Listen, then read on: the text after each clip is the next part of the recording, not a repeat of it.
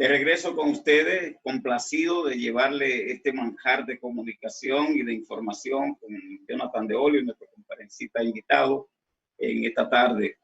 Ciertamente en América Latina hay toda una corriente emprendedora y los jóvenes, los adultos, los adultos mayores, todo el mundo está buscando nuevas alternativas en el orden del emprendimiento. Entonces me gustaría, Jonathan es un experto en emprendimiento, tiene varios libros escritos, los cuales yo me he honrado en leer y criticarle algunos de ellos, ¿verdad? Y lo tengo en mi biblioteca en un lugarcito muy especial.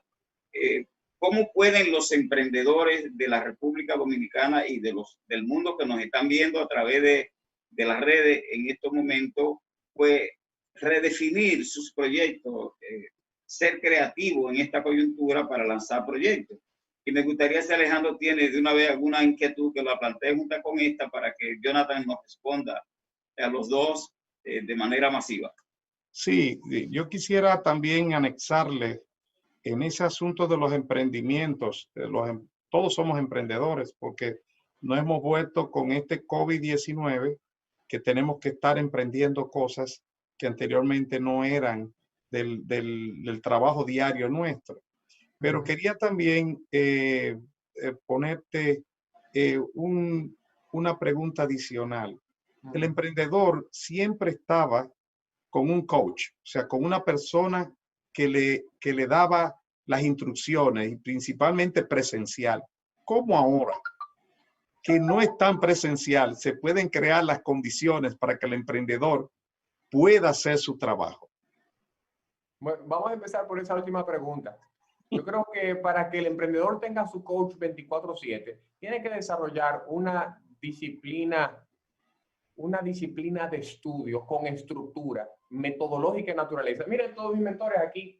Tengo a Adam Smith, tengo a Peter Drucker, tengo a Henry Kissinger, tengo a Thomas Sowell. Sobre todas las cosas tengo la palabra de Dios, que es mi punto de partida, mi punto de llegada. Bien, tenemos que desarrollar un plan de estudio estructurado y metodológico en naturaleza. Ahora, a la hora de acceder los ingredientes en nuestra alacena, en lo que tiene que ver con conocimiento, tenemos que tener una idea de qué es lo que vamos a preparar y a quién se lo vamos a servir. Bien, ¿y a quién se lo vamos a servir? De nada vale tener un manjar delante si el comensal no tiene hambre, ¿verdad? Entonces, es preciso que nosotros hagamos un estudio de mercado. Y aquí ya le estoy contestando a don Leo. Hagamos un estudio de mercado y ver qué necesidad hay en el mercado que yo pueda satisfacer a la luz de los recursos que tengo en mi haber. Bien, esto es bien básico, no tenemos que reinventar la rueda. El negocio se construye sobre la base de una necesidad. La pregunta que me tengo que hacer es, ¿tengo yo y las personas con las cuales me relaciono empresarialmente los insumos de modo que combinados, siguiendo una receta específica, podamos articular una propuesta de valor? Eso es una solución a esa necesidad. Y también en un mismo respiro tenemos que preguntarnos cuál es el punto de diferenciación de la solución que yo voy a presentar ante X o Y segmento de mercado. Y en adición al punto de diferenciación, también tenemos que buscar un punto de validación.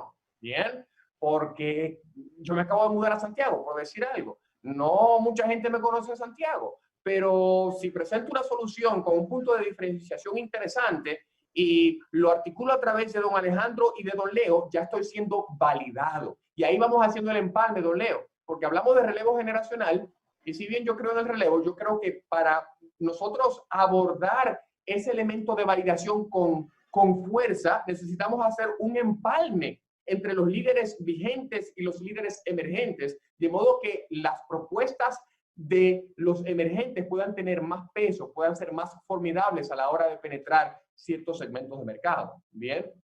Y bueno, siempre a la hora de desarrollar nuestras dinámicas empresariales tenemos que hacerlo sobre la base del paradigma schumpeteriano del emprendimiento. ¿Cuál es el paradigma schumpeteriano del emprendimiento? El que nos dice que el emprendimiento es una dinámica creativa destructiva donde lo nuevo destruye a lo viejo de inferior desempeño.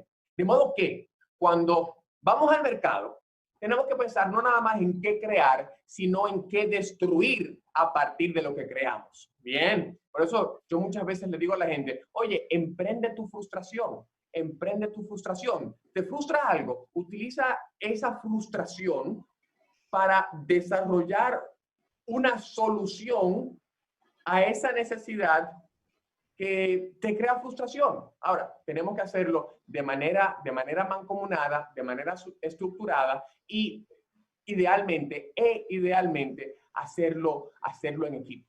Jonathan, Sí, mira, Jonathan, hay discúlpame, un componente Leo. importante dentro de tu planteamiento y dentro de lo que son las metodologías, porque hay varios métodos para emprender.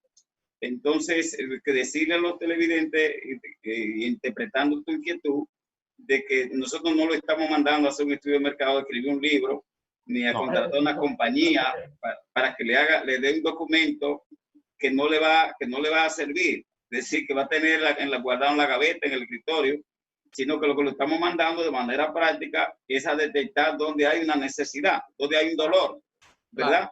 Y entonces responder con una propuesta de valor a esa necesidad. Y eso, pues, la gente emprende sin saber que está emprendiendo. Y la gente busca forma, sobre todo en estas economías, donde la microempresa, por ejemplo, en República Dominicana, es el 97% de todas las empresas. Pero son empresas familiares o individuales.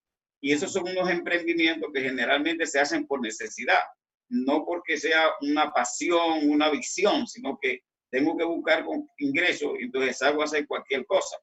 Entonces, yo quería hacer esta aclaración para que te entienda la gente de que cuando tú le mandas un estudio de mercado, deja que busque una necesidad. Y entonces, ponerte en condición de suplir esa necesidad y lo va a monetizar casi inmediatamente. Alejandro. Sí, yo quería también hacer notar que en los últimos programas nuestros hemos hablado de la inducción de la economía y poníamos el ejemplo de la economía norteamericana en la Gran Depresión de los años 30, donde se picaron carreteras y se volvieron a hacer, se hicieron zanjas y se volvieron a tapar. Entonces, esas son de las cosas que nosotros estábamos hablando sobre la inducción de la economía dominicana post pandemia o dentro de la pandemia, para que todos los sectores al mismo tiempo, por ejemplo, proponíamos, y es algo que aceptó el candidato electo en una reunión que tuvimos hace 21 días, donde él firmó ese documento, que no era fabricar, no era construir 100,000 apartamentos, era coger 200,000 familias y llevarlas a vivir dignamente. Y eso haría que esas 200,000 familias que tengan un comedor que para poder comer todos los días o tener un camarote para tener sus hijos independientemente durmiendo o teniendo el área donde está la cocina para sus utensilios, tenerlo eso, hacerle un inodoro, o sea, un baño para que tengan privacidad y que tengan una puerta para entrar y salir de la casa. Con eso tú logras, y si no tiene un piso de tierra y lo puedes poner de cemento, todo eso lograría que el círculo vicioso de la economía se active y al mismo tiempo esa gente tenga beneficios, esa gente pague en ITEVI, esa gente pague impuestos sobre beneficios y el gobierno al mismo tiempo, induciendo esas cosas, saca del problema a 200,000 familias que efectivamente, si usted lo multiplica por 5, son 1 millón de personas que van a vivir dignamente.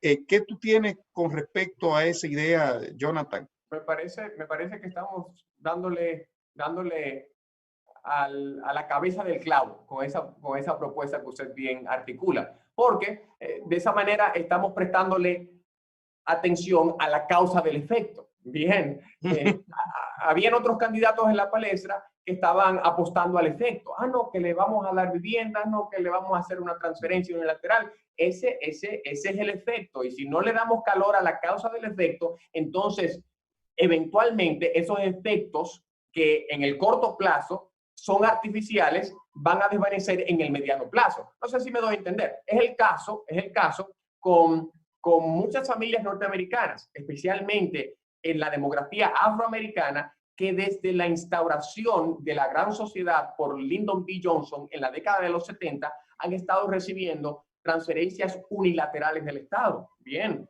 se supone que esas transferencias unilaterales del Estado, benefactor, fuesen incentivos, como usted bien puntualiza, don Alejandro, incentivos para salir de la pobreza, bien, y obtener ciertos recursos y cierto nivel de educación para aumentar el estado de bienestar. Pero ¿qué ha sucedido? ¿Qué ha sucedido en la práctica? Bueno, que se ha perpetuado la pobreza generación tras generación tras generación. Entonces, los hijos de los hijos están continuando recibiendo esas transferencias unilaterales que se han constituido en algo permanente cuando en principio se diseñó para ser algo temporal.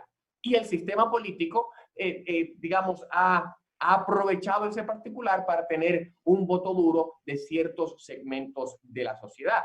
Yo rechazo eso de plano, y abrazo lo que usted bien puntualiza. Lo que queremos es dotar a los ciudadanos de herramientas de modo que puedan, de una manera, en cierto grado, autosuficiente, salir de un estado de bienestar subóptimo a un estado de bienestar satisfactorio.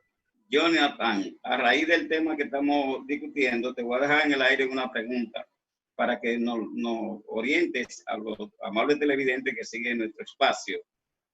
¿Cómo emprender en 5 pasos en el medio de esta situación? 5 pasos. 1, tal cosa, 2, tal cosa. En 5 pasos, de suerte que respondíamos el tema y que los televidentes que quieran aprovechar para tomar una decisión de emprender, aprovechen tu presencia en este programa. Estamos conversando con Jonathan de Olio, conferencista y escritor internacional, y ya regresamos después de esta pausa comercial.